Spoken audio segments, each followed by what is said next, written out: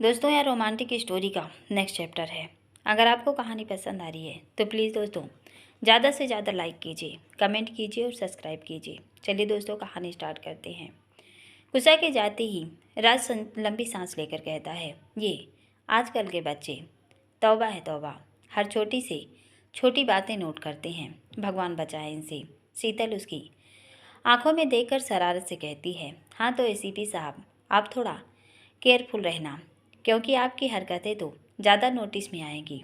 बहुत सिंड्रेला करते फिरते हैं ना, देख लेना आपकी बैंड आपकी बेटी ही बजाएगी। राज उसकी आंखों की शरारत देख झटके से शीतल की कमर में हाथ डाल उस पर दबाव बनाते हुए गहरे आवाज़ में कहता है, कौन किसकी बैंड बजाता है सोना रानी, ये तो वक्त बताएगा। नेहू के बिगड़ते मुंह को देखकर फिलहाल इन छोटे उस्ताद के तेवर बिगड़ने वाले हैं। राज के बोलते ही शीतल की नज़र एकदम से नेहल पर पड़ती है, जो अपना निचला होंठ दबाए रोने की तैयारी में था। शीतल झट से उसे अपनी गोद में लेकर कहती है, राज लगता है ये भूखा उसकी बात भी पूरी नहीं होती कि उसे अपने शरीर के नाजुक अंगों पर राज के हाथों की कसावट व हलचल महसूस होने लगी। वो नेहू को अपनी गोद में उठाकर राज के अंगूठे के स्पर्श से सिहरते हुए कहती है, राज ये आप क्या। राज अपने एक हाथ से शीतल की टमी को होले से कसते हुए दूसरे हाथ से शीतल की गोद में लेटे नेहू को हल्के से उसके सीने के पास ले जाकर शीतल के ईयर लॉब पर अपने सुलगते लब रखते हुए मधोसी में कहता है, सोना क्या हुआ, तुम इसे फीड एक बार फील करो न मेरे लिए। राज की बातों से शीतल के बदल में बिजली सी कौंधने लगी। वो नेहू को छोड़ राज के हाथों को कसकर कहती है, राज ये आप हमसे नहीं होगा। राज उसकी गर्दन पर अपने भीगे होठों से हलचल करते हुए कहता है, सोना I know very well it's not possible right now, but मुझे तुम्हें और नेहू को एक बार इस रूप में महसूस करना है। प्लीज़ मेरे लिए सोना, मैं अपनी सिंड्रेला को उसकी मम्मा के साथ फील करना चाहता हूँ, प्लीज़। राज की ऐसी अनोखी जिद सुन शीतल की नज़रें शर्म से सुर्खों भारी हो गई। वो अपनी नशीली आंखों से राज की ओर देखती है। राज की आंखों की बेपनाह कशिश और इस तरह की अनोखी इल्तिजा देख उसके बदन में कंपन होने लगा। उसकी बड़ी बड़ी आंखें स्वतः ही बंद हो राज की अंगुलियों की हलचल में खोने लगी। वहीं राज अपनी सोना को इतना मदहोश देख उसके सूट में उलझने लगा। अपनी सोना को सीने से लगाए वो आहिस्ता से बेड का सहारा लेकर नेहू को अपने एक हाथ से हल्के से सोना के करीब कर जैसे ही उसकी अंदरूनी उलझनों को रिमूव करता है, नन्हा नेहू अपने छोटे छोटे हाथ पैर हिलाता शीतल के बदन से लिपटने लगा। दोनों ही उस पर अपनी सिंड्रेला में खोने लगे। अनजाने में ही राज की अंगुलियां शीतल के बदन से लिपटे नेहू को अपने हाथों में थाम भावुक हो गई। वो भावुकता में बहते हुए कांपती आवाज़ में कहता है, सोना मुझे उस पल का बेसब्री से इंतजार है जब मैं तुम्हें और अपनी सिंड्रेला को एक साथ यूँ ममतामयी रूप में देखूंगा। सच में यार, पेरेंट्स बनना ग्रेट फीलिंग है। लव यू सो मच सोना, you are my lifeline. मेरी इस नासमझी वाली इल्तिजा को भी तुम बिना किसी सवाल जवाब के मान गई। सच में मैं बहुत लकी हूँ जो मैंने तुम्हें चुना। पापा देव, दीनू अंकल और भाभी ने एकदम परफेक्ट हम सफ़र दिया है मुझे। इतना बोल वो टेबल से बॉटल उठा शीतल को देते हुए नशीली आवाज़ में कहता है, तुम इन नन्हे उस्ताद की भूख शांत करो, तब तक तुम मुझे अपनी फीलिंग महसूस करने दो। बोलते ही राज की हथेलियाँ शीतल की पूरी टमी पर थिरकते हुए अपने पसंदीदा मार्ग से खेलने को आतुर हो उठी। वो अपने राइट हैंड के अंगूठे से शीतल के टैटू को हौले हौले प्रेस करते हुए कभी दाईं ओर हाथों को सहलाता तो कभी बाईं ओर अपने सड़ू के इतने मधुर से स्पर्श से सोना रानी की सांसें उखड़ने लगी। इधर नेहू उस्ताद भूख शांत होते ही निंदिया रानी के आगोश में छुप गए। राज एक नज़र शीतल पर डालता है, जिसकी आंखें राज के स्पर्श से बंद थीं। और उसके हाथ से बॉटल लेकर साइड में रख नेहू को बेड पर सुला उसे अच्छे से ब्लैंकेट से कवर करके बेड से रिमोट उठा गेट लॉक करता है और शीतल को अपनी गोद में उठाकर काउच पर ले जाकर जैसे ही उसके कुर्ते की जिप पर अपनी पकड़ कसता है, शीतल अरजते हुए कहती है, राज, हम बेकाबू हो जाएंगे, मान जाइए ना। आप क्यों हमारी जान सुखा रही हैं? थोड़ी देर पहले तो बोल रहे थे कि 2-3 महीने सब्र करो, अब खुद ऐसी हरकतें करके हमें मदहोश कर रही हैं। हम बहक गए तो आपकी सिंड्रेला को। राज उसके होठों पर अपनी हथेली रख सोना के ऊपर झुकते हुए मधोर स्वर में कहता है, मुझे तुम्हें नेहू के साथ उस रूप में देख नशा चढ़ गया सोना। अब जब तक मैं एक बार अपने तरीके से उस नशे को फील नहीं कर लूँगा, मुझे चैन नहीं मिलेगा।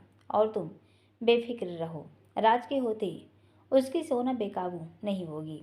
बस जब तक राज अपनी सोना के बाहों में लिपटा रहेगा तो मुझे टाइट होल्ड कर लेना, बाकी मैं देख लूँगा। लेकिन तुम्हें अपनी रूह में महसूस किए बिना अब नहीं छोड़ूंगा। इतना बोलते ही राज शीतल को होले से ऊपर कर अपने सीने से लगा कुर्ते की जिप और बदन पर लिपटी सारी उलझनों को धीरे धीरे खोल फर्श पर फेंक देता है। शीतल राज के हाथों की अटखेलियों से खुद में सिमट रही थी, जिसे देख राज के चेहरे पर मुस्कान आ गई। सोना के कांपते बदन को देखो, टेबल पर पड़ा ब्लैंकेट उठा दोनों को कवर करते हुए जैसे ही अपने होठों की थिरकन से अटखेलियाँ करने लगा, शीतल के मुंह से आवाज़ें निकलने लगीं। अपनी सोना की उस मधुर ध्वन का सुन राज बेसब्र से उसकी थाइस पर अपने हाथों का दबाव बनाकर नशीली आवाज़ में कहता है, कंट्रोल रखो खुद पर सोना। तुम्हारी स्क्रीनिंग सुन यदि मैं बिखर गया तो मुश्किल हो जाएगी। डोंट वरी, कोई प्रॉब्लम नहीं होगी। बस तुम खुद की सांसों को कंट्रोल में रखो, भरोसा रखो अपने राज पर, कोई हर्ट नहीं होगा तुम्हें और सिंड्रेला को। बाई चांस यदि तुम्हें कोई प्रॉब्लम भी होती है तो मुझे उसी पल रोक देना। इतना बोल राज शीतल के माथे को चूम उसकी बंद आँखों को छूकर सुर्ख गालों को चूमते हुए जैसे ही अपने लबों की छुअन को गर्दन से लहराते हुए उसकी स्वर लहरियों को अपने दांतों के बीच लेते हुए जैसे ही उन्हें अपनी गिरफ्त में लेता है, शीतल की हल्की सी चीख निकल जाती है।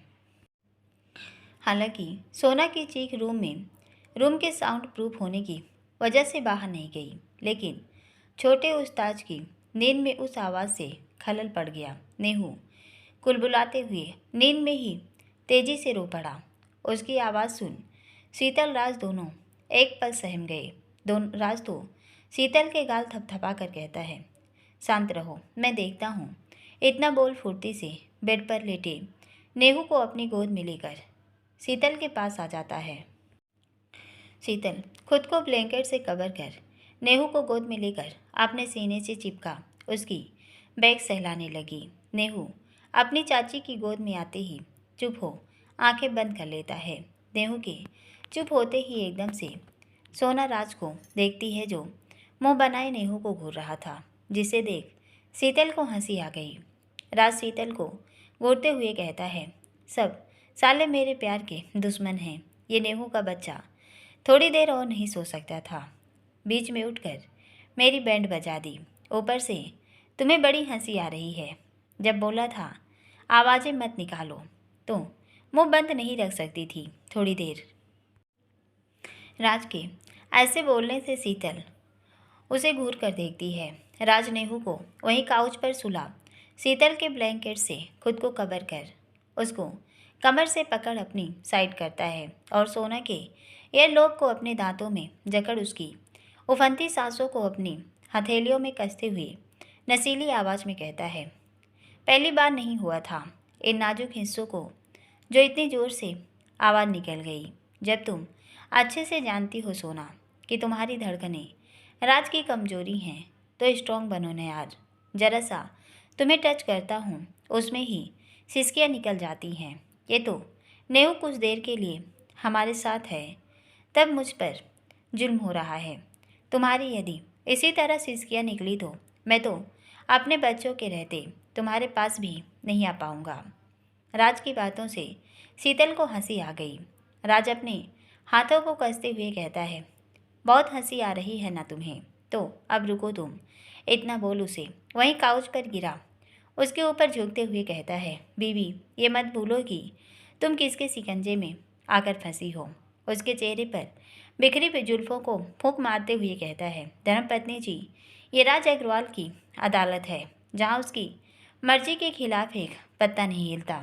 तो इतना याद रखना, अपने बच्चों के रहते हुए भी तुम्हारे साथ इसी कमरे में खुलकर रोमांस होगा, समझी? तो अब तुम खुद को स्ट्रॉन्ग बनाओ, क्योंकि आज तो नेहू की रहते ये पहली बार हुआ है, लेकिन इसका ये मतलब नहीं कि तुम्हें छूट मिल जाएगी। उसके गालों से अपना गाल सटा लेटते हुए नसीली आवाज़ में कहता है, सोना, चाहे तुम्हारा प्रिंस चार्मिंग आए या मेरी सिंड्रेला, लेकिन याद रखना, राज तुम्हारी धड़कनों से खेले बिना नहीं रहेगा। इस पर सिर्फ और सिर्फ मेरा आधिपत्य है। तुम्हारे बदन का ये खूबसूरत हिस्सा राज का नशा है, मेरी कमजोरी, मेरे दिल का चैन, मेरी आंखों की तरावट, मेरी बेपनाह तलब है, जिसमें मैं आखिरी सांस तक डूबे रहना चाहता हूँ। टेरेस की वो रात मेरी ज़िंदगी की सबसे अनमोल रात है। सोना, भले ही मिलन आधा अधूरा था, लेकिन राज अग्रवाल के लिए वो अधूरा स्पर्श भी उसकी पूरी कायनात को बदल गया, जिसे राज अग्रवाल मरते दम तक नहीं भूलेगा। जब पहली बार तुम्हारी धड़कनों पर मेरे लबों ने अपने नाम को स्पर्श किया था, उस पल से ही राज की आंखों का सुकून बन गई हैं। जब तक ये नशा मेरे बदन में नहीं उतरता, राज की सांसें अटकने लगती हैं। इसलिए अब ये तुम्हारे हाथ में है कि बच्चों के आने के बाद तुम कैसे अपने राज को सुकून दोगी। इतना बोलते ही उसके हाथ शीतल के पैर पर कसने लगे, लेकिन इस बार शीतल के मुंह से सिसकियाँ नहीं निकलीं, बल्कि उसने अपनी आंखों को कसकर बंद कर अपने हाथों से राज को जकड़ लिया। शीतल की मौन स्वीकृति मिलते ही राज एक बार फिर अपनी सोना की महक में खोते हुए अपने प्रेम मार्ग पर अग्रसर हो उठा, लेकिन इस बार राज के हर स्पर्श में बड़ी नजाकत थी। वो आहिस्ता आहिस्ता सोना के फेस को चूमता हुआ काफ़ी देर तक अमर बेल की भांति सोना की धड़कनों से लिपटा अटखेलियाँ करता रहा। उसके बाद धीरे धीरे सोना की कमर को चूम हौले हौले उसके बदन में घुलने लगा। देखते ही देखते राशि का वो रूम उनके प्रेम की सुगंध से महक उठा। दोनों एक बार फिर मदहोश हुए, एक दूसरे की बाहों में लिपटे रहे, लेकिन राज ने सोना और अपनी सिंड्रेला की सेहत का ध्यान रखते हुए आज खुद को कंट्रोल में कर शीतल पर अपने प्रेम का विसर्जन कर अत्र शीघ्र मुक्त कर दिया। शीतल की बंद आँखों और बढ़ती सांसों के शोर को सुन वो उसे अपने सीने से लगा उसकी बैग सहलाते हुए कहता है, calm down, everything is normal. मैंने कल रात ही देव से डीपली सब डिस्कस किया है, कोई प्रॉब्लम नहीं होगी। लेकिन सोना, अब खुद के जज्बातों को 3 महीने तक कंट्रोल में रखना पड़ेगा, क्योंकि यही वो महीने हैं जो प्रेगनेंसी में थोड़ा क्रिटिकल होते हैं। समझ रही हो ना तुम? शीतल धीरे से अपना चेहरा राज की तरफ घुमाते हुए ललच कर कहती है, राज, हम ध्यान रखेंगे, लेकिन अभी हमें थोड़ी देर रेस्ट चाहिए। अभी हम इस हालत में नहीं नीचे जाकर किचन संभाल पाएँ। अब भाभी और माँ। राज उसके कांपते होठों को चूमते हुए कहता है, रिलैक्स होकर चेंज करो और बेड पर जाकर नेहू के साथ दोपहर तक रेस्ट करो। मैं एक ज़रूरी काम के सिलसिले में बाहर जा रहा हूँ, घंटे 2 घंटे में लौट आऊँगा, फिर लंच करेंगे।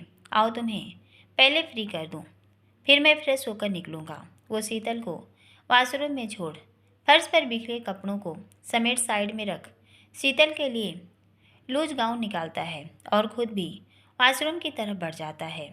शीतल तो चेंज करते ही राज के आने से पहले नेहू को लेकर बिस्तर पर जाकर लेट गई। इस वक्त हालांकि उसका चेहरा राज के प्रेम से दहक रहा था। फिर भी चेहरे पर थकान झलक रही थी। इसी वजह से उसे लेटते ही गहरी नींद लग गई। राज रेडी होकर रूम में आता है तो शीतल नेहू को सोए देख वो सारे कर्टेन लगा गेट को लॉक करता है और रिमोट लेकर नीचे आकर हॉल में भरत के साथ बैठी नीलिमा के पास आता है। नीलिमा उसे अकेले देख हैरानी से कहती है, भैया आप अकेले? नेहू और शीतल। राज भरत के पास बैठते हुए हल्की मुस्कान लेकर कहता है, भाभी दोनों गहरी नींद में हैं। नीलिमा आश्चर्य से कहती है, दोनों मतलब? शीतल को भी नींद आ गई क्या? क्या हुआ? तबीयत ठीक नहीं उसकी या और कुछ बात? भरत तिरछी नज़र से राज को देख उसके मज़े लेते हुए कहता है, नीलू यार कैसा सवाल कर रही हो तुम भी ना।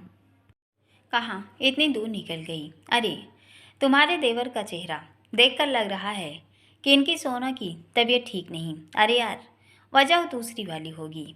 क्यों छोटे उस्ताद? M right? राज भरत को घूरते हुए कहता है, आप कभी कहाँ गलत होते हैं भ्राताश्री। जो मर्जी सोचो, मुझे वैसे भी कोई फ़र्क नहीं पड़ता। बट अभी मेरी सोना सो रही है, उसके लिए नींद ज़रूरी है। भाभी ये रिमोट अपने पास रखिए और हो सके तो थोड़ी देर बाद जाकर एक बार दोनों को देख लीजिएगा। और हाँ, मम्मा को अपने तरीके से हैंडल कर लेना। मैं थोड़ी देर के लिए ज़रूरी काम से बाहर जा रहा हूँ। और नीलिमा का हाथ पकड़ धीरे से कहता है, भाभी वो सोना अभी किचन में। राज की बात सुन भरत नीलिमा दोनों मुस्कुरा उठे।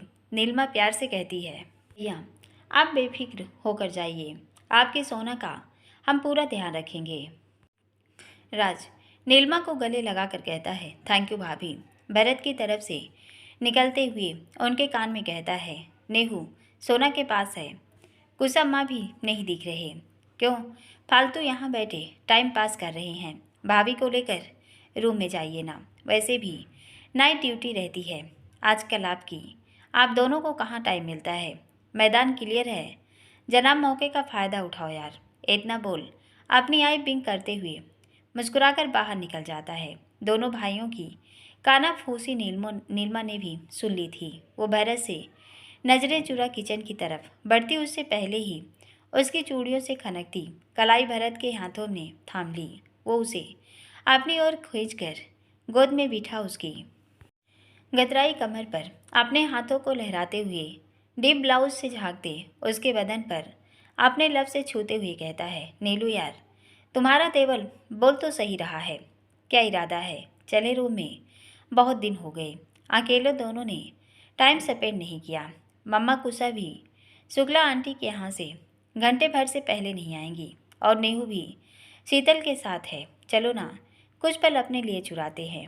भरत के हाथों की कसावट के स्पर्श और उसकी इतनी शांत दिलचस्पी सुन नीलिमा भी मदहोश हो गई। वो भरत की तरफ पलट उसके गले में अपनी बाहों का हार डालते हुए कहती है, चलिए भरत आज कुछ पल अपने लिए जीते हैं। नीलिमा का आदेश सुनते ही भरत मुस्कुराकर उसे अपनी गोद में उठा झट से अपने कमरे में बढ़ गया। रूम में आते ही भरत नीलिमा को गोद में लिए सोफे पर बैठ गया। पहले तो दोनों ने बच्चों के भविष्य और फैमिली को लेकर अपनी फीलिंग्स एक दूसरे से शेयर की। फिर धीरे धीरे नीलिमा पर भरत के हाथों का जादू चला कि कुछ पलों में ही नीरज दो जिस्म से एक जिस्म में घुलते हुए बहुत गहराई में उतर गए। सही मायने में देखा जाए तो आज महीने बाद राज के कहने से उन्होंने अपने लिए कुछ पल चुराए थे। दूसरी तरफ सोना तो नेहू के साथ मज़े से सो रही थी। वहीं दीवान जी कृष्णा अक्षत अनिकेत के साथ गुरुजी के आश्रम पहुंच गए थे। गुरुजी अपने मेडिटेशन से फ्री होकर बाहर आते हैं। दीवान जी के साथ अक्षत को देख उनकी भौहें सिकुड़ चेहरा गंभीर हो गया। वो अपने आसन पर बैठते ही दीवान जी की ओर मुखातिब होकर कहते हैं, दीनू सेजल बहू और देव की जनपत्री लाए हो ना? दीवान जी शांत लहजे में कहते हैं, जी गुरुजी। वो कृष्णा को इशारा करते हैं। कृष्णा झट से दोनों की जनपत्री निकाल गुरुजी के आगे रख देती हैं। गुरुजी लगभग 20 मिनट तक अपने सामने रखे पत्रे खोल कई बार अंगुलियों पर कुछ गणना करते हैं, लेकिन जितनी बार उन्होंने अपने हाथ में दोनों कुंडली उठाई। हर बार उनके चेहरे के हाव भाव बेहद गंभीर हो गए, जिसे देख दीवान जी की आंखें नम हो उठी। वो कसकर कृष्णा का हाथ पकड़ लेते हैं। कृष्णा चिंतित स्वर में कहती हैं, गुरुजी सब ठीक है। गुरुजी अपनी ऐनक नीची कर उनकी तरफ देखते हुए कहते हैं, कुछ ठीक नहीं है कृष्णा बहू। मैंने तो पूजा वाले दिन ही कहा था, बच्चों की किस्मत में अभी संतान योग नहीं है, तो तुम्हें बहू को सावधान करना था। तुमसे इतनी बड़ी गलती कैसे हो गई? दीवान जी बेहद भावुक स्वर में कहते हैं, गुरुजी बच्चों की लाइफ में हमारा इंटरफियर, वो भी इस मुद्दे को लेकर मेरी नज़र में ठीक नहीं था। कृष्णा और मैं भले ही अपने परिवार में बहुत खुले हुए हैं, बच्चों के साथ फ्रैंक हैं, लेकिन फिर भी गुरुजी इस तरह की बातें बहू बेटी से हम नहीं कर पाए। गुरुजी गंभीर आवाज़ में कहते हैं, परिवार की खुशी और सुखी जीवन के खातिर कभी कभी हमें अपने उसूलों को साइड में रखना पड़ता है दीनू। कृष्णा की जिम्मेदारी थी कि वो सेजल बहू को अपने तरीके से समझाती। खैर, अब जो होना था वो हो गया।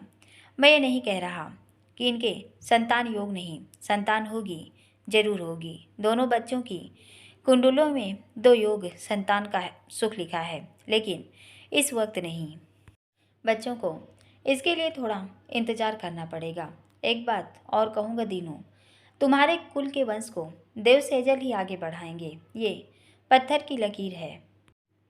गुरुजी की बातें सुन सबके चेहरे पर थोड़ी सी राहत आ गई।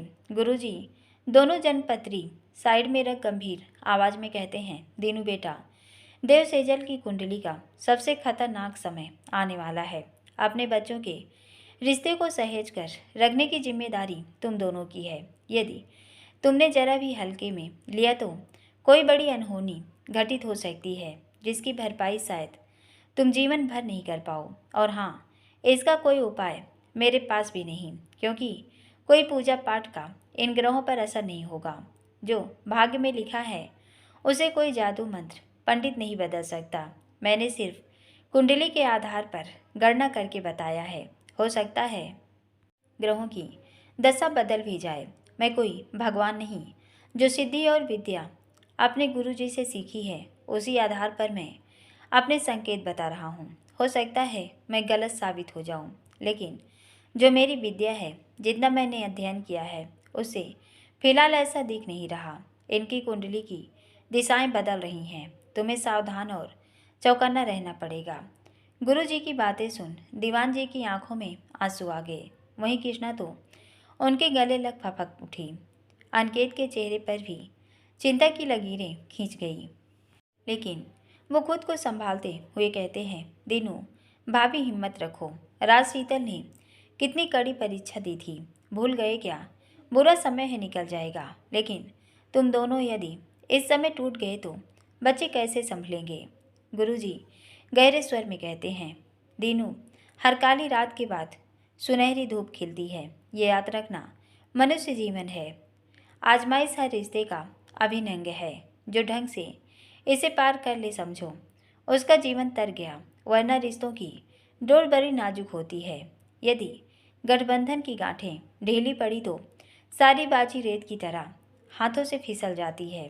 गृहस्थ जीवन इस मनुष्य जीवन की सबसे बड़ी तपस्या है। परीक्षा तो ईश्वर हर किसी की लेता है। दीवान जी के कंधे पर हाथ रख उन्हें सांत्वना देते हुए कहते हैं, चिंता मत करो दीनू, सब उस ऊपर वाले पे छोड़ दो। खुशियाँ जरूर आएंगी। इनके भाग्य में अति उत्तम संतान योग्य है, लेकिन अभी तुम्हें बच्चों की तकलीफ में उनके साथ खड़ा रहना होगा। देव सेजल के रिश्ते को मजबूती से पकड़ना होगा दीनू, वरना कुंडली और भी बहुत कुछ बोल रही है। हरिओम। एक नज़र अक्षत पर डालकर कहते हैं, घर जाकर देव सेजल को संभालो। मेरा उपवास खोलने का समय हो रहा है, मैं चलता हूँ। इतना बोल खड़े होते ही दीवान जी गंभीर आवाज़ में कहते हैं, गुरुजी 15 दिन बाद आपको अंकी की शादी। गुरुजी अक्षत को गहरी नज़रों से देख सपाट लहजे में कहते हैं, अक्कू वक्त रहते संभल जाओ और जिद छोड़ दो, क्योंकि मैं बार बार कह रहा हूँ, बच्चों की जन्म कुंडली में नाड़ी दोष के साथ साथ मृकुट दोष है, ये शादी नहीं होनी चाहिए। अक्षत उनकी बात सुन गुस्से में कहते हैं, गुरुजी आप जानते हो मैं इन ग्रह दशों नक्षत्रों में विश्वास नहीं करता। मैं यहाँ दीनू के कहने पर आपसे विनती करने आया हूँ कि आपके हाथों अंकिता दिशांत के फेड़े पड़ जाए। विवाह की सारी रस्में आपके हाथों से हो, क्योंकि इसका मानना है आपके द्वारा बंधे जोड़े 7 जन्मों तक अटूट रहते हैं। इसलिए मैं चाहता हूँ आप मेरी बेटी को अपना आशीर्वाद दें बस। गुरुजी गहरे स्वर में कहते हैं, ठीक है अक्कू, जैसे तुम्हारी मर्जी। शादी जरूर करवाऊंगा मैं, लेकिन मंडप में विवाह किसका होगा, फेरे किसके होंगे, ये मुझे भी नहीं पता। हरिओम। इतना कहकर अपने शिष्यों के साथ आगे बढ़ जाते हैं। गुरुजी के जाते ही अक्षत दीवान जी कृष्णा को इतना चिंतित देख गुस्से में कहते हैं, दीनू तू भी कहाँ इन कुंडलियों के चक्कर में पड़ता है। मना किया था मैंने, हम कोई और पंडित देख लेंगे, लेकिन तूने मेरी बात नहीं मानी। यहाँ आकर बिना फालतू की टेंशन मोल ले ली। जब सेजल के केस में कोई कॉम्प्लिकेशन नहीं तो भरोसा रख कुछ नहीं होगा। मैं मेडिकल रिपोर्ट को सच मानता हूँ, इन कुंडलियों को नहीं, समझा। आनी गाड़ी निकाल, मैं अभी आया। इतना बोल वहाँ से निकल गए। अनकेश समझाकर दीवान जी कृष्णा के साथ लेकर गाड़ी की तरफ बढ़ जाते हैं। वहीं सुरेखा का नौकर संतू चुपके से सोती हुई सुरेखा के बगल से मोबाइल उठा बाहर आता है और पिछले 3-4 घंटे में जिससे बात हुई उसकी पूरी डायल लिस्ट का स्क्रीनशॉट खींच किसी के नंबर पर सेंड कर देता है। जयपुर में करण ने पायल को पूरी शॉपिंग करवा कर शाम से पहले अजमेर के लिए रवाना कर दिया। वो अगले वीक सीधा नसीराबाद फंक्शन अटेंड करने वाला था। दूसरी ओर दिशांत के बहुत कहने पर अंकिता ने अपनी शादी का जोड़ा न चाहते हुए भी बिना मन के जयपुर से खरीद लिया। वो दोनों भी डिनर कर सीधा अजमेर के लिए निकल गए। बस मस्त मौला रहने वाला दिशांत आज पूरे रास्ते खामोशी की चादर में लिपटा रहा। जब से दोनों का रिश्ता दोस्ती के दायरे से निकल विवाह के बंधन की तरफ बढ़ा, उनके बचपन का रिश्ता कहीं खो सा गया था। दिशांत की मस्ती भरी नौटंकियाँ, अंकिता को आए दिन बात बात पर छेड़ना, उससे मस्खरी करना, दोस्ती के नाते उससे हर छोटी सी छोटी बात शेयर करना काफ़ी हद तक एक दायरे में सिमट गया। बेशक दोनों की तरफ से इस रिश्ते को स्वीकार किया गया, लेकिन दिन में दोनों के कोई और ही बसा था। उसे निकाल पाना दोनों के लिए बेहद मुश्किल था। एक तरफ अंकिता ने अपने पापा की खुशियों के आगे चुप्पी साध ली, वहीं दिशांत ने अक्षत जी के लिए उपकारों के आगे मौन धारण कर रखा था। ऊपर से आज दोनों का आमना सामना अपनी मोहब्बत से हो उनके जख्मों को एक बार फिर हरा कर गया। अंकिता के दिलो दिमाग में इस वक्त जहाँ करण नताशा को लेकर हलचल मची हुई थी, वहीं दिशांत पायल की खुशबू में खोया अभी भी अपनी मोहब्बत को लेकर असमंजस में था। खैर दोनों शॉपिंग निपटा कर घर पहुँच गए थे। दिशांत जब तक गाड़ी गैरेज में लगा अंदर हॉल में आता है, अंकिता अपने कमरे में जाने के लिए आधी सीढ़ियां चढ़ चुकी थी। दिशांत अपने हाथ में पकड़े बैग्स टेबल पर रख गहरे स्वर में कहता है, अंकी रूम में जाने की इतनी जल्दी क्या है, 2 मिनट रुको तो सही, एक बार अपनी ज्वेलरी देख लो। मैंने पहली बार अपनी होने वाली पत्नी के लिए खुद से कुछ पसंद किया है। दिशांत की आवाज़ सुन अंकिता उसकी ओर पलट गंभीर आवाज़ में कहती है, तुम्हारी पसंद मैं सीधा मंडप में देखूंगी लड्डू, जब हम दोनों एक साथ मिलकर विवाह की सारी रस्में पूरी करेंगे। पापा से बात हो गई थी मेरी, वो आए तो तुम उन्हें सब दिखा देना। मुझे हेडक हो रहा है, पेन किलर लेकर अब रेस्ट करूंगी, गुड नाइट। इतना बोल उसका जवाब सुने बिना अपने कमरे में आकर गेट लॉक कर लेती है। दिशांत अंकिता को इतना मायूस देख वहीं सोफे पर बैठ गहरी सांस लेकर कहता है, बेबी डॉल ऐसे कैसे हम अपने रिश्ते को निभाएंगे। अपनी खुशियों की परवाह नहीं है मुझे अंकी, लेकिन मैं तुम्हें इतना सेट नहीं देख सकता। ये तुम शादी के बाद भी इस तरह उदास या दुखी रही तो मैं डेड टूट जाएंगे, वो खुद को संभाल नहीं पाएंगे। कुछ देर तक दिशांत अपनी कसमकस में उलझा रहा, फिर वो गहरी सांस छोड़ते हुए कहता है, अब मुझे तुम्हारे सामने अपने पुराने रूप में आना ही होगा ताकि तुम मेरे साथ पहले की तरह नॉर्मल बिहेव कर सको, क्योंकि ये तुम इसी तरह उदास और मुझसे दूर रही तो फिर डैड को मैं भी जवाब देने लायक नहीं रहूँगा। उन्हें हमारे ऊपर पहले ही शक हो गया है, इसलिए अब मुझे अपने रिश्ते को संभालना ही होगा। वो अंकिता के गेट की तरफ एकटक देख रहा था। इतने में ही अजय उनकी गाड़ी का हॉर्न सुन अपने रूम से बाहर आते हैं। वो दिशांत को अकेले हॉल में देखकर कहते हैं, दिशु बेटा तुम अकेले, अंकी कहाँ गई? अच्छा जी की आवाज़ सुन दिशांत अपने चेहरे के भाव तुरंत बदल उनकी तरफ देख खड़े हो फुर्ती से उनके पास आता है और अच्छा जी का हाथ पकड़ उन्हें सोफे पर अपने पास बिठाते हुए उनके अपने चेहरे पर मुस्कान लेकर कहता है, डैड अंकी अपने रूम में है। एक्चुअली उसकी कल मॉर्निंग में ही 2 सर्जरी है। आज का पूरा दिन उसका भाग दौड़ में निकल गया, जरा भी आराम नहीं किया है उसने, इसलिए मैंने उसे रेस्ट करने भेज दिया।